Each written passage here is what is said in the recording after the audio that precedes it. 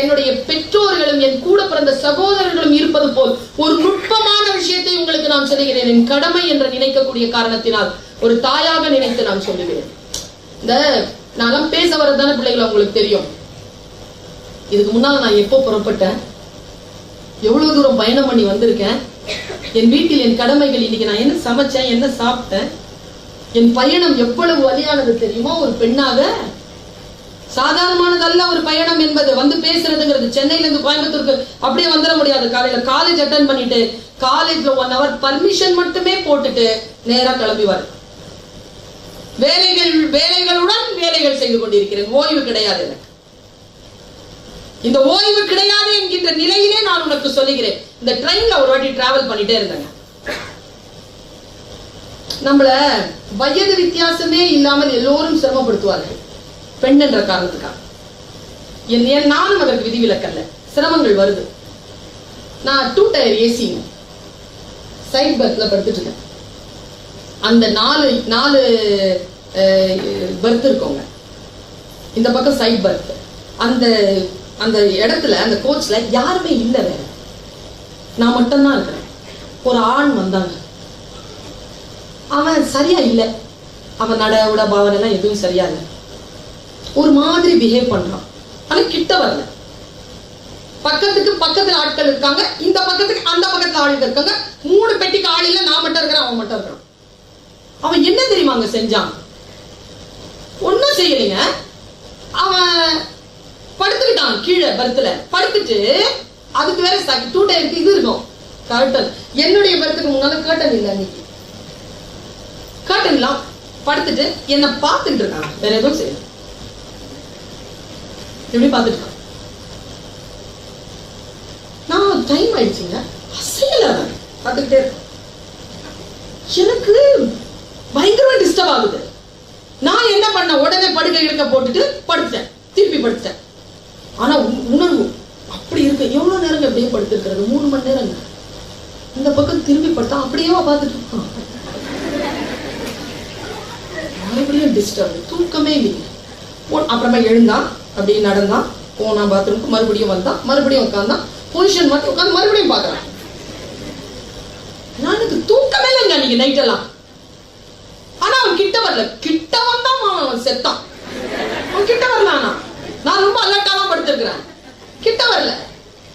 இதுல காலையில் ஆச்சுங்க. என் வீட்டுக்கு போயிட்டு தூங்கி வெஞ்சிட்டு போறேன். எங்க வீட்டுல சொன்னாரு, என்ன தூங்கலையா ராத்திரிலாம் அப்படின்னு. தூங்கலப்பா, இந்த மாதிரி ஒரு பிரச்சனைப்பா. என்ன பிரச்சனை பாருங்க. ஆண்களுக்கு மட்டுமே தெரிந்த ரகசியம். பெண்கள் நமக்கு தெரிய மாட்டேங்குதுங்க. ஆண்களுக்கு தான் அந்த மொழி தெரியும். நீங்கள் பெண்களுக்கு சொல்லிக் கொடுங்க. ரொம்ப சொல்லி விட்டா உஷாராயிருவாங்களோன்னு நினைக்காதீங்க. சொல்லிக் கொடுங்க. அவர் சொன்னாரு, அவனுக்கு என்ன கிடைக்கணுமோ அது கிடைச்சிருச்சு, அவன் ஜெயிச்சுட்டான் அப்படின்னாரு. என்னப்பா அப்படி சொல்றீங்க, என்னை ஏன் இவ்வளவு இன்சல்ட் பண்றீங்கன்னு கேக்குறேன் நான். இல்லம்மா, அவன் நோக்கம் உன்னை டிஸ்டர்ப் பண்றதுதான், உன்னை தொடர்றது இல்ல. நீ அவனால டிஸ்டர்ப் ஆயிட்டல, அது அவனுக்கு போதும். அவன் ஜெயிச்சுட்டா, நீ தோத்துட்ட. நீ என்ன பண்ணிருக்கணும்? நிம்மதியா படுத்து தூங்கி இருக்கணும். நீ தான் கிட்ட வந்து அடிக்க தயாரா இருந்தல. கிட்ட வந்தா அப்புறம் அடிச்சுக்கலாம். அந்த வாழ்க்கைய வீணாக்குன நீ. அந்த நைட்டெல்லாம் ஏன் வீணா போன? அப்படி வீணா போறதுதானே அவனுக்கு நோக்கமே. அவன் நோக்கம் ஈடேறியது. நீ அலட்சியப்படுத்தி இருந்தால் அவன் தோற்று இருப்பான். அவன் தூங்காமல் துடித்து கொண்டு இருந்திருப்பான். நீ நல்லா நிம்மதியா தூங்கி இருந்திருப்ப. வாழ்க்கையில் மற்றவர்கள் எதிர்க்கின்ற பொழுது அல்லது நமக்கு துன்பம் தருகின்ற பொழுது அதற்கான ஆயுதங்கள் எது என்று நமக்கு தெரியவில்லை. பெண்களுக்கான ஆயுதங்கள் எது என்று சகோதரர்களை சொல்லிக் கொடுங்கள். ஆடையை முழுமையாக அணிந்து கொள்வதுதான் சுதந்திரம் என்பதனை சொல்லிக் கொடுங்கள். ஆடையை குறைத்து அணிந்து கொள்வது என்பது அடிமைத்தனம் என்பதனை சொல்லிக் கொடுங்கள். உடல் என்பது ஒரு பெண்ணுக்கு ஆயுதம் என்பதனை சொல்லிக் கொடுங்கள். இது சுயமரியாதையான விஷயம் என்பதனை சொல்லிக் கொடுங்கள். ஒரு பெண்ணிற்கு கேலி செய்வது பிடிக்காது என்பதை பெண்களை ஆண்களுக்கு சொல்லிக் கொடுங்கள். நமக்கு பிடிக்காது தெரியுமா? கேலி செய்தால் பிடிக்குமா? பிடிக்காதுங்க. மனைவியை மட்டும் கேலி செய்து விடாதீர்கள். ஏன் தெரியுமா? சின்ன வயசுல கேலி பண்ணிடுவாங்க. ஒருத்தர் கேலி பண்ணாரு பாருங்க, ஒரு கேலி. தன்னுடைய கொழுந்தியா இருக்காங்கல்ல, வைஃபனுடைய தங்கச்சி, அவங்க மாமியார் இறந்து போனாங்க. இந்த மாப்பிள்ளையால முடிஞ்சது, சாவுக்கு போக முடியல.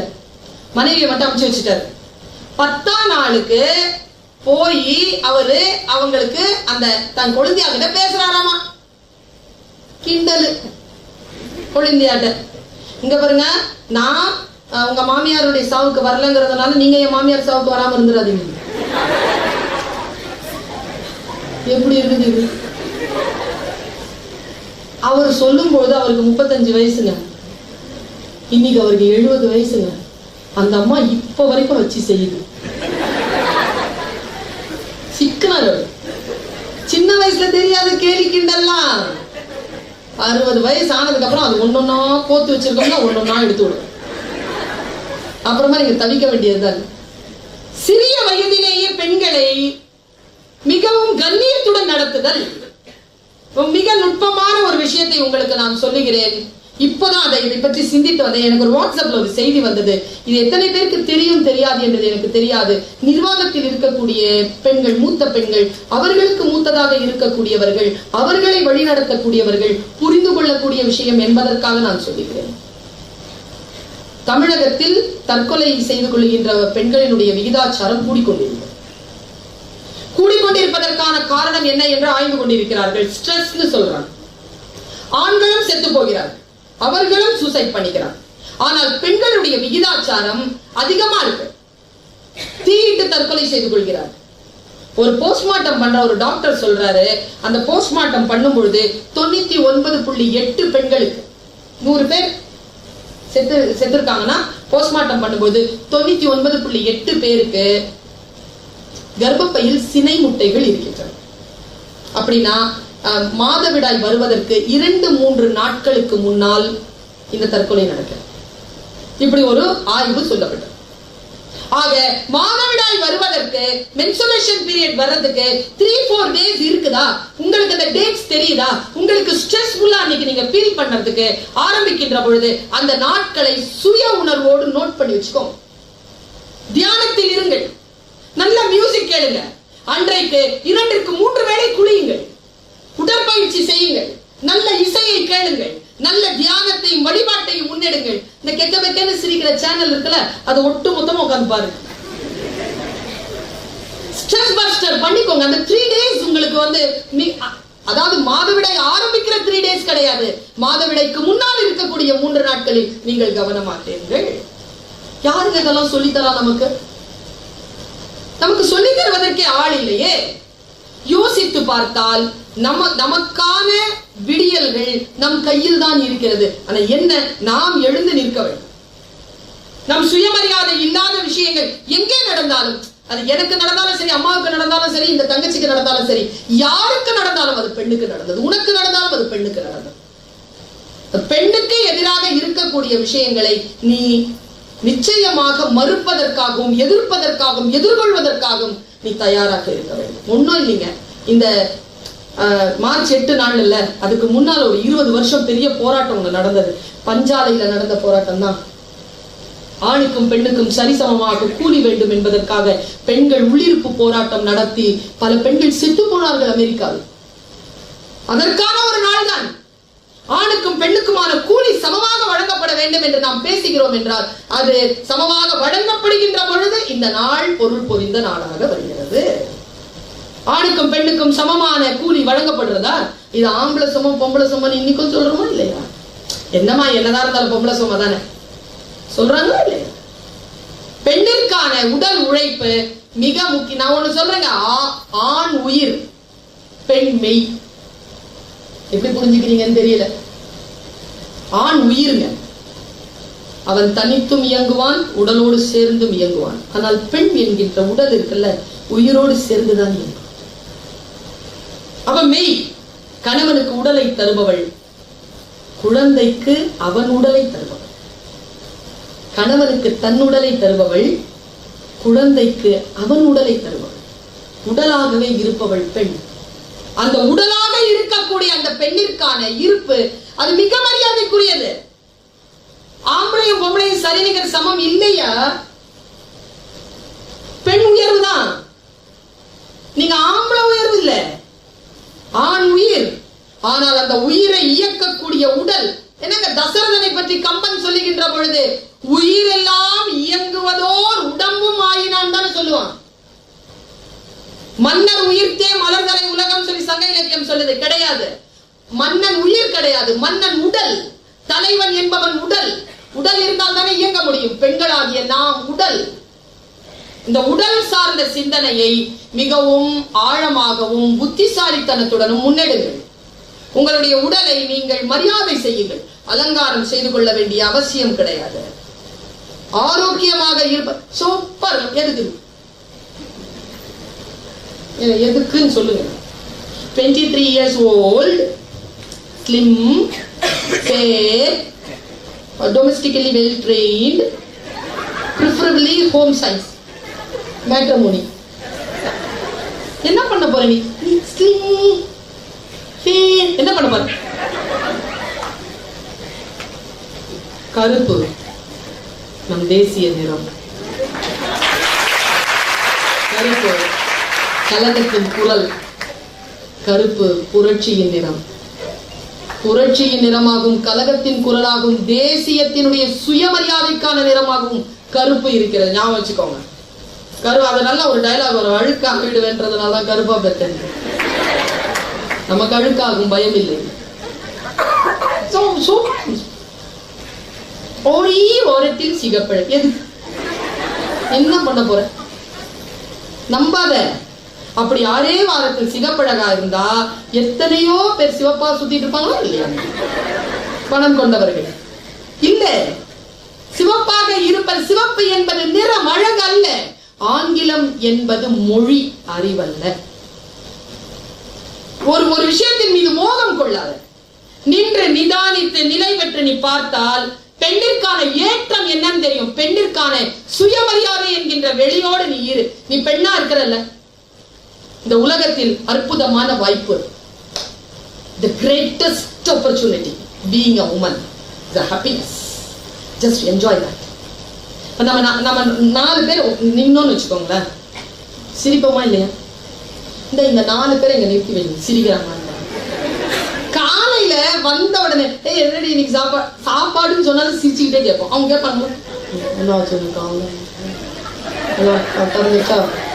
சாரி என்ன, இப்படிதான் சுத்துவாங்க. நாம தான் அப்படி அதிகார நிலையில் இருக்கக்கூடிய பெண்கள் கூட நம்ம அங்க சாவி, என்ன மேடம் சாப்பிட்டீங்களா, இன்னைக்கு எப்படி இருந்தது இட்லி, சுமாராதான். அதுதான் மேடம் நானும் சொல்லிக்கிட்டே இருக்கிறேன், நீங்க வந்துட்டீங்க மேடம், சரி சரி சாவி எடு சாவி எடு. இந்த அந்யோன்யம் பெண்களுக்கே உண்டாது. பெண்கள் இயல்பாகவே மகிழ்ச்சியுடன் இருக்கக்கூடிய தன்மை பெற்றவர்கள்.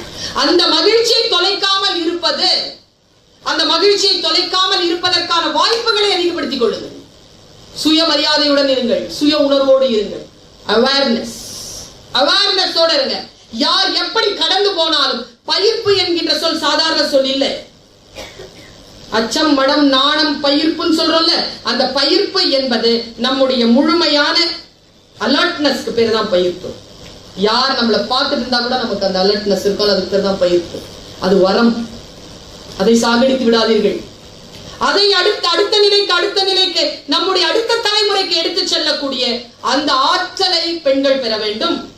பெண்களுக்கான சுயமரியாதை, பெண்களுக்கான சுய விழிப்புணர்வுக்கான சூழலை ஏற்படுத்துங்கள். நான் 2 செய்தி உங்களுக்கு சொல்றேன். இப்போ சமீபத்துல நான் அதை பதிவு பண்ணிருக்கேன்.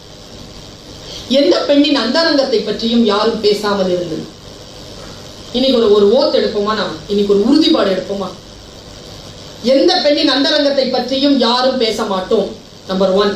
நம்பர் 2, யாருக்கேனும் எந்த விபத்தோ, பாலியல் ரீதியான எந்த விபத்தோ நடந்திருந்தால் அதை அடுத்தவர்கள் காதிலே பரப்ப மாட்டோம். ஆபாசமான வீடியோக்கள் ஏதேனும் வந்தால் உடனே டெலீட் செய்வோமே தவிர அதை அடுத்தவர்களுக்கு பரப்ப மாட்டோம். பெண்களை குறித்த, பெண்களுடைய உடல் குறித்த பாதுகாப்பை நானும் மற்றவர்களுக்கான பாதுகாப்பாகவும், என்னுடைய பாதுகாப்பாகவும் என்னுடைய எண்ணங்களை நான் பலப்படுத்துவேன். பாதுகாப்பாக இருத்தல், நம்முடைய உடலை பாதுகாப்பாக வைத்திருத்தல், நம்முடைய உடலை ஒரு ஆயுதமாக பயன்படுத்துதல், நெளிந்து குனிந்து உறுப்புகளை சுமந்து கொண்டு நடக்காமல் கம்பீரத்துடன் நடத்தல். கம்பீரமா நடக்கணும். அப்படி வந்து நின்னீங்கன்னா அப்படி நிக்கணும். அழைஞ்சி குழஞ்சிக்கிட்டு ஆசைக்கு வாசமலர் சூடுவதும், ஆடவரை சேவித்து இருப்பதும், அஞ்சுவதும் கெஞ்சுவதும் ஆக இருக்கும் மகளிர் குலம் மானுட வகுப்பிலேயே வலுவற்ற ஒரு பகுதி என்று பேசுகிறார் பாவேந்தர் பாரதிதாசன். ஒரு மீட்டிங்கு போயிருந்தேங்க. உங்களுக்கு எல்லாம் வந்து தகப்பனார் போல் கிடைத்திருக்கிறார் விநாயகம் அவர்கள். ரொம்ப சந்தோஷமா இருக்கு, பாதுகாப்பாக இருக்கு. அது கிடைக்கணுமே, கிடைக்கணுமே. நான் ஒரு மீட்டிங்கு போறேன். அவங்க ஒரு ஆள் சொல்றாங்க, ஒரு அம்மா சொல்றாங்க, நம்ம எல்லாரும் அழகா உட்கார்ந்துருக்கிறோம், வெரி குட். இன்னைக்கு விமென்ஸ் டே செலிப்ரேஷன். பர்வீன் வந்திருக்காங்க, உமா மேடம் வந்திருக்காங்க, நம்முடைய முதல்வர் அவர்கள் வந்திருக்கிறார், அவங்க ஸ்கூல் காலேஜ் ப்ரொஃபசர் பிரின்சிபல் வந்திருக்கிறார். ஓகே, ப்ரோக்ராம் ஸ்டார்ட் பண்றோம் அப்படின்னு போய் உட்கார்ந்த உடனே அவர் வர்றாரு. யாரு? முதல்வர். மேடம் நீங்க என்ன சொன்னீங்க? எப்படி ஆரம்பிச்சீங்க ப்ரோக்ராம்? நாம எல்லாம் அழகா இருக்கிறோம். நோ மேடம், அதெல்லாம் நீங்க சொல்லக்கூடாது மேடம். அப்ப யார் சொல்லுவீங்க? நீங்க எல்லாம் அழகா இருக்கிறீங்கன்னு நாங்க தான் சொல்லுவோம் மேடம். யார்? ஒரு பிரின்சிபல் சொல்றாருங்க. சொல்லலாமா? ஏ பெண்ணே, நீ அழகா இருக்கிறாய் என்று சொல்லக்கூடிய தகுதியை வேறு எந்த ஆண் மகனுக்கும் தராதே. அது உன் சுயமரியாதைக்கான விஷயம் என்கிறார் சுவாமி விவேகானந்தர்.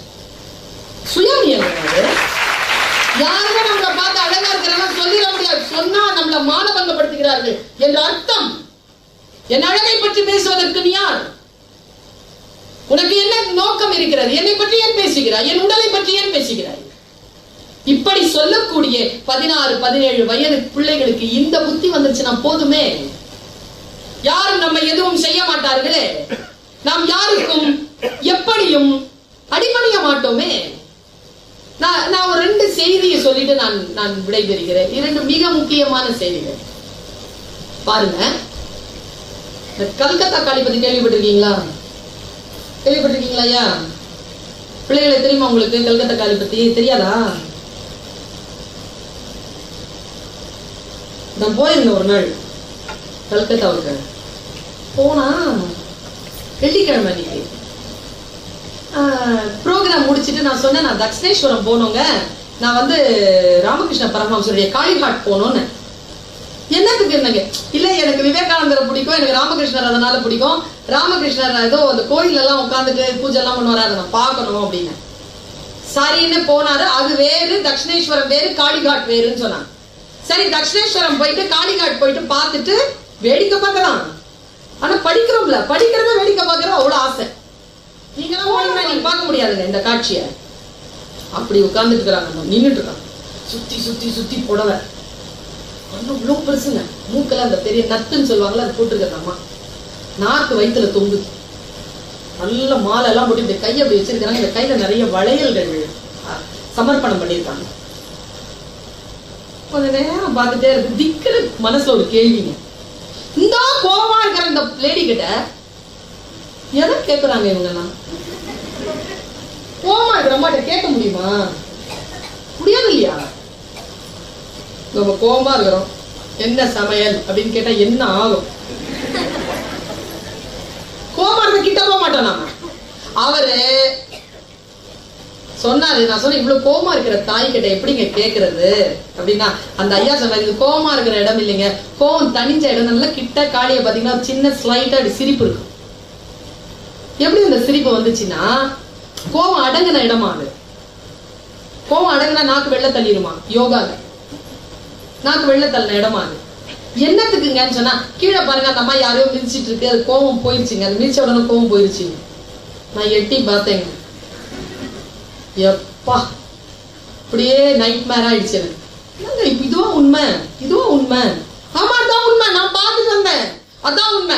என்னன்னா, சிவபெருமானும் பார்வதியும் காளியும் உட்கார்ந்துருக்காங்க. பார்வதியும் உட்கார்ந்துருக்காங்க. எல்லாரும் சிவன் கிட்டயே வந்து பேசிட்டே இருக்காங்களா. பார்வதிக்கு கொஞ்சம் அதுல மன பிரச்சனை. எல்லாரும் சிவபெருமான் கிட்ட போறாங்க, நம்ம யாருமே எதுவும் பேச மாட்டேங்கிறாங்க. நம்ம வீட்டுல கூட பத்திரிக்கை யார் பேர்ல இருப்பாங்க? மிஸ்டர் சிவபெருமான் பேர்ல தான் வருமே தவிர, மிஸ்டர் சிவபெருமான் எல்லாம் வந்து நாமளே கூட்டிட்டு வந்துடும். அண்ட் ஃபேமிலி தான். அவங்க பேரே வர மாட்டேங்குது. அந்த அம்மா வந்து சுயமா ரெகக்னிஷன் வேணும்னு எழுந்து ஆடுதுங்க. எழுந்து போயிடுச்சு. எழுந்து போன உடனே இப்ப பெண் கோவப்பட்டா ஆண் என்ன பண்ணுவான்? நம்ம வீட்டுல நம்ம அப்பா என்ன பண்ணுவாரு? அம்மா கோவப்பட்டா சைலண்ட்ல போயிட மாட்டாரு. அவர் சைலண்ட்ல போயிட்டாரு. யார்? நம்ம சிவபெருமான்.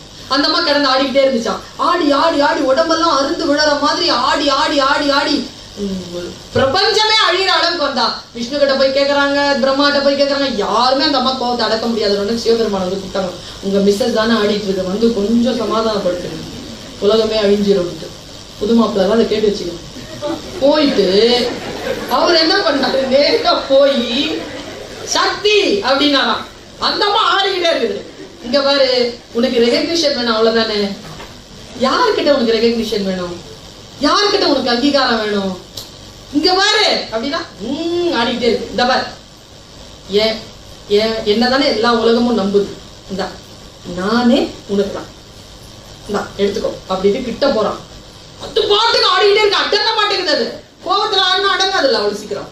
ஆடிக்கிட்டே இருக்கும் பொழுது என்னடா இது கேட்கவே மாட்டேங்குது, அம்மா மன்னிச்சிருமா தாயே அப்படின்னு காலில் விழுந்துட்டாருங்க. அவரு காலில் விழுந்தா அந்த அம்மா ஓங்கி ஒரு மிதி மிதிச்சுட்டு பாருங்க காலில். சிவபெருமான் அப்படி மல்லாக கிடக்கிறாரு, அப்படி சக்தி காலை எடுத்து வச்சிட்டு இருக்கு. அதான் காளி காட்டுல நான் பார்த்த காட்சி. கீழே சிவபெருமான் கிடக்கிறாரு, மிதிச்சுட்டு இருக்குது காளி. காளிக்கு கோபம் வந்தால் அவள் காலடியில் தன்னை கொடுத்து குடும்பத்தை காப்பாற்ற வேண்டும் என்று அந்த சிவபெருமானுக்கு தெரிவது போல் நம் வீடுகளில் இருக்கக்கூடிய அவர்களை அடக்க வேண்டும் என்று நினைக்காமல் அவர்களுக்கு ஆட்படுவார்கள். ஒரு நுட்பமான ஒரு செய்தி குழந்தைகளே. 1709ஆம் ஆண்டு துருக்கியில் பிறந்த ஒரு மிகப்பெரிய ஞானி, சூஃபி ஞானி. அவர் சொன்னார், ரூமி என்பது அவர் பெயர், ஜலாலுத்தீன் ரூமி. அவர் எழுதுகிறார், ஞானம் பெற்றவர்கள் பெண்ணுக்கு அடங்கி போகிறார்கள், காட்டு மிராண்டிகள் தான் அவர்கள் மீது ஆட்சி செலுத்துகிறார்கள். நான் இதை எடுத்துக்கிட்டு நேரா இவர்கிட்ட போனேன், கவி அப்துல் ரஹ்மான் கிட்ட. ஐயா என்னையா பெண்ணுக்கு அடங்கி போறது ஞானம்ங்கிறாரு, பெண்ணை ஆக்கிரமிப்பு செய்வது காட்டு மிராண்டித்தனம் என்கிறாரு. ரூமி எனக்கு விளங்கலையா, எனக்கு சொல்லுங்க. உடனே அவர் சொன்னார், அடி பெண்ணே உனக்கு தெரியாதா, பெண்ணுக்கு அடங்கி போனால்தானே அவள் மீது ஆட்சி செலுத்த முடியும். பெண்ணுக்கு அடங்கி போவதுதான் அவள் மீது ஆட்சி செய்வதற்கான ஒரே வழி. அந்த பெண்ணை முழுமையாக ஏற்றுக்கொள்ளுதல், முழுமையாக பக்குவப்படுதல், அவரை முழுமையான சுயமரியாதையுடன் நடத்தல். இன்னொரு விஷயம் என்னன்னா, நம்மை சுயமரியாதையாக நடத்தக்கூடிய வாய்ப்புகளை நாம் தவற விடாமல் பிடித்துக் கொள்ளும். பல நேரங்களில் நாம் என்ன செய்கிறோம், நமக்கான ஆசீர்வாதங்களை நாம் தள்ளி வைத்து விடுகிறோம். நமக்கான சிறிய சிறிய புத்தி இனத்தினால் நமக்கான மிகப்பெரிய வெளிகளை, ஆகாசத்திற்கு மேலாம் போய் அடையக்கூடிய ஞானத்தை நாம் விட்டு விடுகிறோம். பாரதி இதுதான் சொல்லுகிறான், பெண்ணிற்குள் ஞானத்தை வைத்தான் புவி பேணி வளர்த்திடும் ஈசன், மண்ணிற்குள் சில மூடர் நல் மாதர் அறிவை கெடுத்தார் என்று பேசுகிறார். இந்த பூமியில் நம்முடைய மானத்தை, நம்முடைய அறிவை, நம்முடைய ஞானத்தை கெடுக்காத சூழ்நிலையில் நாம் எழுந்து நிற்க வேண்டும். உங்களுக்கு நான் எனக்கு சில விஷயங்களால் சில பாத்திரங்கள் பிடிக்கும். நீங்க எந்த ஒரு பாத்திரத்தையும் சொல்லுங்க. இன்னைக்கு ஏதாவது இலக்கிய பெண் பாத்திரம் சொல்லுங்க. நீங்க ஏதாவது புராண இலக்கியங்களில் வருகின்ற பெண்கள். கண்ணகி,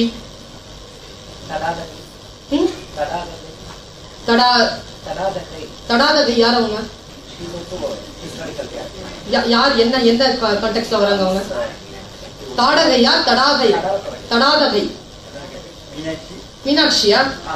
மீனாட்சி எனக்கு தெரியல. அவங்க நீங்க சொல்ற ரொம்ப ஜெனரலா சொல்லுங்க. குட்டி. ஓகே. எனக்கு தெரிஞ்சு இந்த நலாயினி, தமயந்தி, மண்டோதரி, சீத்தை, பாஞ்சாலி தெரிஞ்ச ஆட்களா சொல்லலாம்ல. மாஸ்டரா வர இருக்கீங்க. அன்னைக்கு நான் தெரியல, நமக்கு டீச்சர்ல நான் அதனால பிள்ளைகளை எச்சரித்தேன். இப்ப எல்லாம் கேரக்டர் வச்சு பாருங்களேன், எல்லாம் கஷ்டப்பட்ட பொம்பளைங்க. யாரோ சாவித்ரி, பாவங்க எல்லாம். எனக்கு இந்த 2-3 மாசத்துக்கு முன்னாடி கார் எடுக்கிறாங்க, போட்டா பாருங்க பாட்டு காலையில மார்ச் 8ஆம் தேதிக்கு எப்பம்ல மலரே குறிஞ்சி மலரே. வேற பாட்டே கிடைக்கலையா அவனுக்கு? தலைவன் சூட நீ மலர், அந்த ஆள் தலையில சூடுறதுக்காக தான் மலர்ந்து நான் பிறந்திருக்கு. பிறந்த பயனை நீ அடிச்சு ஒரு ஆஃப் பண்ற. சரி கொஞ்ச நேரம் போய் ஆன் பண்ற. அந்த பாட்டு பாலும் பழமும் ஒரு பாட்டு, பாலோடு பழம் யாவும். அந்த பாட்டு என்ன பாட்டு அது? நான் பேச நினைப்பதெல்லாம். இந்த பாட்டு சொல்லுங்க. நான் பேச நினைப்பதெல்லாம் நீ பேச வேண்டும். அப்ப நீ என்ன பேசுவ? நான் காணும் பொருள் யாவும் நீ ஆக வேண்டும். ஓகே. அப்புறம் பாலோடு பழம் யாவும் உனக்காக வேண்டும். நீ என்ன திம்ப? பாவை உன் முகம் பார்த்து பசியா. எவ்வளவு நாள் ஏமாத்துவீங்க இப்படி? நமக்கு பசிக்காதா? நம்முடைய வாழ்க்கை கொஞ்சம் ஸ்பேஸ் வச்சுக்கோங்க பிள்ளைகளை. இன்னைக்கு கத்துக் கொடுக்கிற உங்களுக்கு காலையில சாயந்தரம் வேலை செய்றீங்கல்ல, வீட்டுக்காக உழைக்கிறீர்கள், உங்களுடைய வாழ்க்கை சேமிப்புக்காக உழைக்கிறீர்கள். ஒரு 2 hours ஆவது உமன் அப்படிங்கிற அந்த ஸ்பேஸ்ல ஜாலியா இருக்கு. அதுல யாரையும் சேர்த்துக்காது. அந்த ஸ்பேஸ் அந்த வெளி ஆண்களுக்கு இருக்கு தெரியுமா? அந்த ஸ்பேஸ் வீட்டுக்கு எத்தனை மணிக்கு வராங்க? வேலை முடிஞ்சதுக்கு அப்புறமா அந்த ஸ்பேஸ் அவங்க அழகா பயன்படுத்துறாங்க. நாம தான் பயன்படுத்துறது இல்லை. அவர்கள் கேளிக்கைக்காக பயன்படுத்துவதில்லை, அவர்கள் சாதாரண பாவ செயல்களுக்காக பயன்படுத்துவதில்லை. ஆனால் தன்னுடைய வெளியை பயன்படுத்துகிறார்கள். பெண்கள் தன் வெளியை பெண்கள் தன் வெளியை பயன்படுத்திக் கொள்ளுங்கள். நம்முடைய வாழ்க்கையை நமக்கு முன்னால் இந்த பாஞ்சாலின்னு ஒரு பொண்ணுக்கு ஒரு பெரிய வாய்ப்பு தெரியுமா? அது புடிச்சு இழுத்துட்டு போறாங்க தெரியுமா? அவ்வளவுதானே தெரியும் உனக்கு. பாஞ்சாலி ஏன் அம்மனா வழிபடப்படுறா தெரியுமா? என்ன பண்ணாங்க அவங்கன்றதுனால அவங்க அம்மன். அந்த அம்மா நின்று கேட்டுச்சுங்க. பாரதியார் எழுதுறாரு, நின்று கேட்டுச்சு. வரமாட்டேன், பயந்து வரமாட்டேன்னு சொல்லல. அது மாதவிடாய் காலத்தில் இருக்கிறேன், வர முடியாது. அப்படி இழுத்துட்டு போகும்போது ஹால் எல்லாம் ரத்தம்னு எழுதுறான். ஒற்றை ஆடையில் இருக்கிறாள், புடிச்சு இழுத்துட்டு போறாங்க. அவ வன்முறையால் தான் வந்தாலே தவிர உடன்பட்டு அவ சபைக்கு வரல. ஏன் தெரியுமா? அவ மனசு கன்வின்ஸ் ஆகலைங்க. மனசு கன்வின்ஸ் ஆயிடுச்சுன்னா எங்க வேணாலும் போய் நிப்போம். ஏன் சாவித்திரி போய் அவர் யாரோ ஒரு யமதர்மராஜா கிட்ட கூட்டு வரலாம். அவன் புருஷனை கூட்டு வந்துருவோம். எங்க போனாலும் எங்கேயோ போய் கூட்டிட்டு வந்துருவோம். அது இயல்புதான் நமக்கு. பத்மாவதி போய் கூட்டு வந்ததா இப்ப படத்துல பார்த்தேன். கூட்டிட்டு வந்துருவோம், எங்க இருந்தாலும் போய் கூட்டிட்டு வந்துருவோம். பெண்ணுக்கு அந்த ஆற்றல் உண்டு. ஆனால் பாஞ்சாலி மறுத்தால. ஏன் மறுத்தா தெரியுமா? ஒரு சிறிய நுட்பத்தை சொல்லி நான் முடிக்கிறேன். 2 நிமிஷம் தான். தேரோட்டி சொல்றாங்க, பிள்ளைகளா நீங்க புரிஞ்சுக்கோங்க, இந்த இமோஷனல் இன்டெலிஜென்ஸ் நம்ம கிளாஸ் எடுக்கிறோம். இதுதான் கிளாஸ். எந்த டைம்ல எப்படி அடிச்சு பேசினா எங்க உயர்ந்து நிற்போன்றதுக்கு பாருங்க. பாஞ்சாலி அம்மனான வரலாறு நிக்கிறா. உன்னை கூப்பிட்டாங்கம்மா, என்னாச்சு? சூதுல தோத்துட்டாங்க. ஓ சரி, வர முடியாதுன்னு போய் சொல்லு. இல்லம்மா கூப்பிட்டாங்க. சரி, ஒரு டவுட். என்ன டவுட்மா? என்ன நடந்தது விளாவரியா சொல்லு. சொல்றான். இல்ல எனக்கு டவுட் இன்னும் கிளியர் ஆகல. அந்த ஆள் இருக்காருல புருஷன், அவர் தன்னை முதல்ல வச்சு தோத்துட்டு என்ன தோத்தாரா? என்ன தோத்துட்டு அப்புறமா தன்னை தோத்தாரா? ஒரு பெண்ணுக்கு இருக்கக்கூடிய கேள்விங்க. கணவன் தன்னை இழந்த பிறகுதான் என்ன கொடுத்தானா, இல்ல ஃபர்ஸ்ட் என்ன அடகு வச்சுட்டான் அப்படின்னு கேட்ட உடனே அந்த ஐயா சொன்னாரு, எப்படிமா உன்னை முதல்ல வைப்பாரு? அவர் முதல்ல தன்னைதாமா இழந்தாரு, அப்புறமா தாமா உன்னை இழந்தாரு. சிரிச்சுட்டே அந்த அம்மா சொல்லுச்சு, உனக்கு அப்படியே புரியும். நாயகர் தான் தம்மை தோற்ற பின் என்னை நல்கும் உரிமை அவருக்கு இல்லை. என்ன சாத்திரத்தால் என்னை தோற்றிட்டார்? பைலா என்னது ஏதாவது இருக்குதா? என்ன லால என்ன தோத்தாரு? புலை தாயத்திலே விலைப்பட்டவர் அவர். புவி ஆளும் திரௌபதன் கண்ணினான். அவர் புலை தாயத்திலே விலைப்பட்டவர். நான் மிஸ்ஸஸ் பாஞ்சாலி எல்லாம் கிடையாது, மிஸ் திரௌபதி. மியூச்சுவல் டைவர்ஸ் பேர் இருக்கு. மியூச்சுவலா ஒரு divorce கொடுத்துறாரு. I am not Mrs. Panjali, go to hell. I am Miss Draupadi. எங்க அப்பா திரௌபதன், நான் திரௌபதி. நான் ராணி. அந்த ஆள் அடிமை. அடிமைக்கெல்லாம் ராணிய வைக்கிறதுக்கான எந்த உரிமையும் கிடையாதுடா, போய் சொல்லுன்னு நின்னு கர்ஜிச்சாங்க அந்த பாஞ்சாலி அம்மன். நான் எங்க வியக்கிறேன்னா, இது இப்படி சொல்லிடுறோம், நம்ம நல்ல தைரியமா சொல்லிடுறோம். பிடிச்சி இழுத்தாங்க, எல்லாம் வேலை எல்லாம் முடிஞ்சது. கண்ணன் வந்தாரு, எல்லாமே முடிஞ்சு கடைசியா இந்த மாதிரி உட்கார்ந்து இருக்கிறாரு. இதுல திருதராஷ்டிரன் காலில் விழுது. அந்த அம்மா எல்லாம் இப்படி பார்த்துட்டு இருந்தீங்களேன்னு சொல்லி கத்துது. அப்ப அவர் சொல்றாரு, என் மனசு ரொம்ப கஷ்டமா இருக்கு. சரி, ஏதாவது 2 வரம் கேளு. இதாங்க பெண்மை. விநாயகம் ஐயாவுக்கு தெரியும், பரஞ்சோதி ஐயாவுக்கு தெரியும் இந்த பெண்மையினுடைய ஆழம். ஏனென்றால் வயது, அனுபவம், வாழ்க்கை நமக்கு எல்லாருக்கும் தெரியணுங்கிறதுனால சொல்றேன். அந்த அம்மா சொல்லுச்சு, என்னுடைய கணவன்மார்களை நீங்கள் விடுதலை செய்யுங்கள், என் தாய் நாட்டை விடுதலை செய்யுங்கள். 2 வரம்.